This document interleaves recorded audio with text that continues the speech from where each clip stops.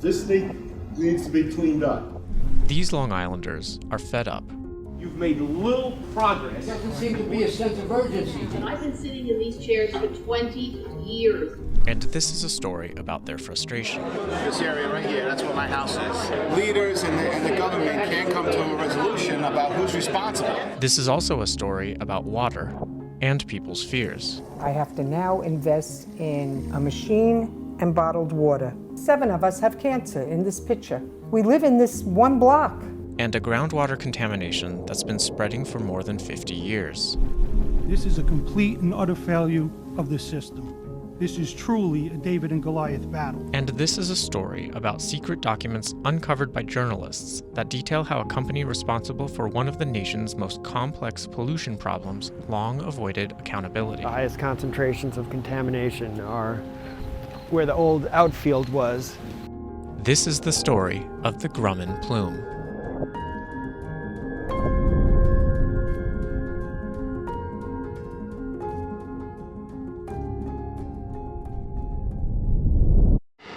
Long Island, New York.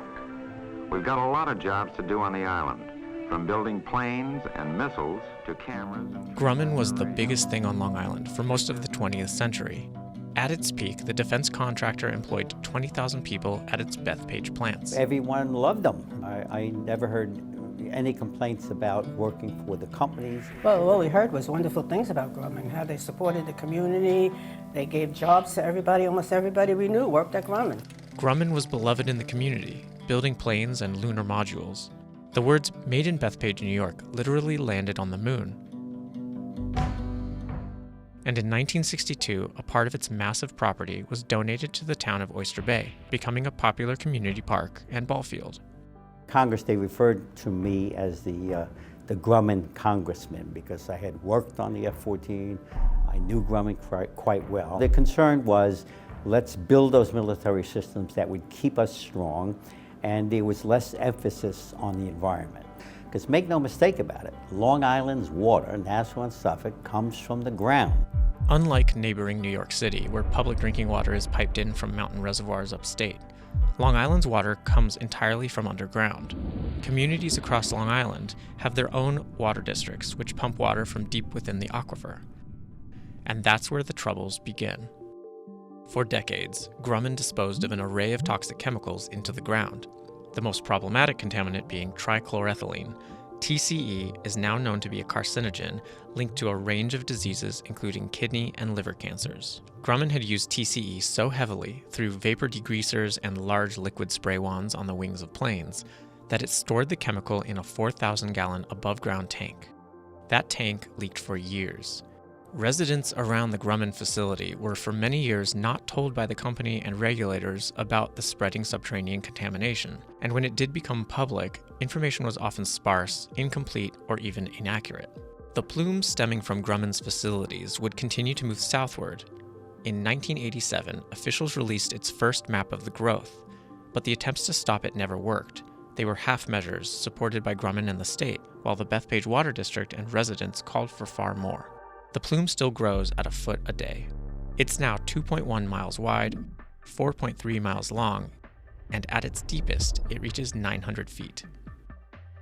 The Bethpage Water District and providers to the south have spent $80 million building treatment facilities at their public wells to remove contaminants.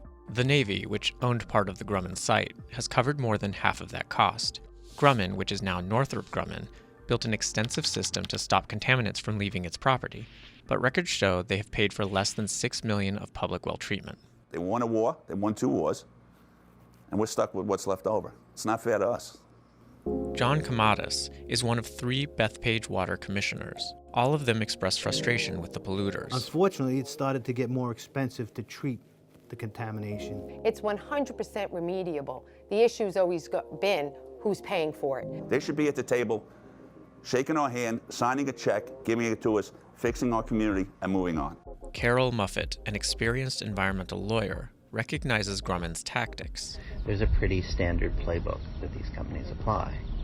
First, that they deny that anything is happening, and then they deny that what is happening is a problem. Then they deny that they're responsible.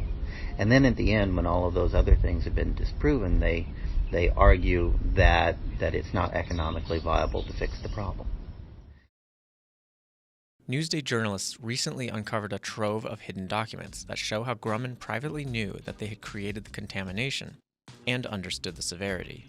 Going through this federal court docket, these are exhibits that are listed as being filed under seal.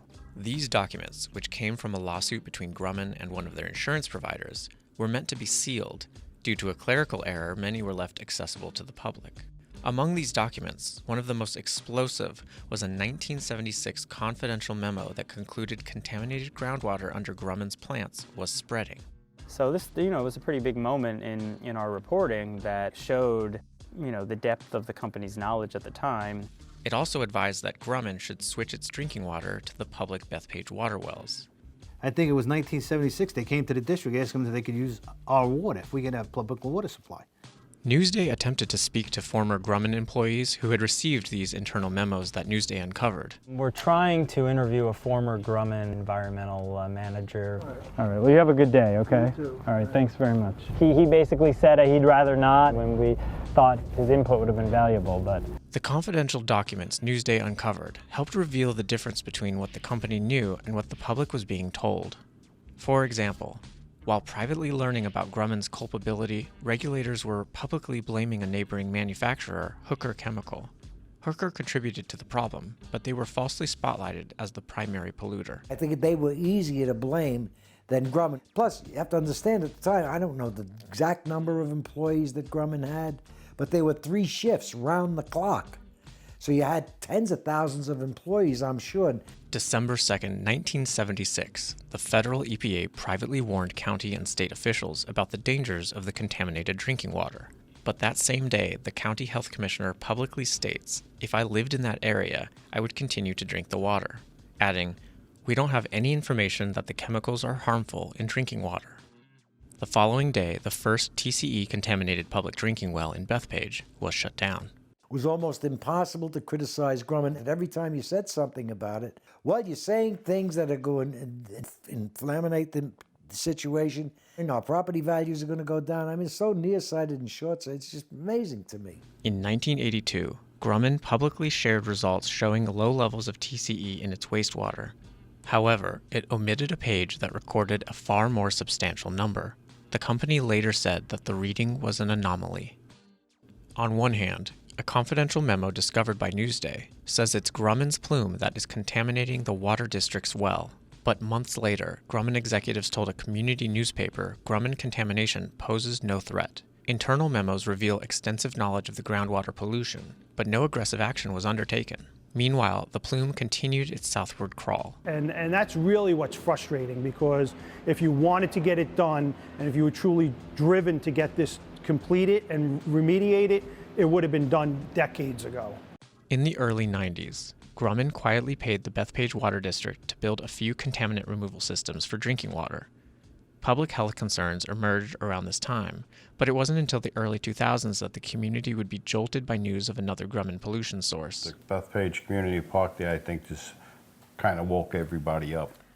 In 2002, the public park adjacent to Northrup Grumman suddenly closed down. Officials disclosed that part of the 18 acres it donated to the town for a park had long been a Grumman waste disposal site.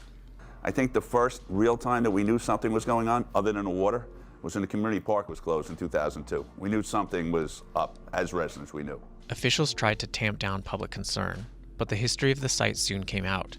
The ball field had been built over Grumman's open pit to dispose of chemical-soaked rags and toxic sludge. It contaminated the soil that generations of children had played on, and it was another major source of the plume. 18 years later, the ball field is still closed.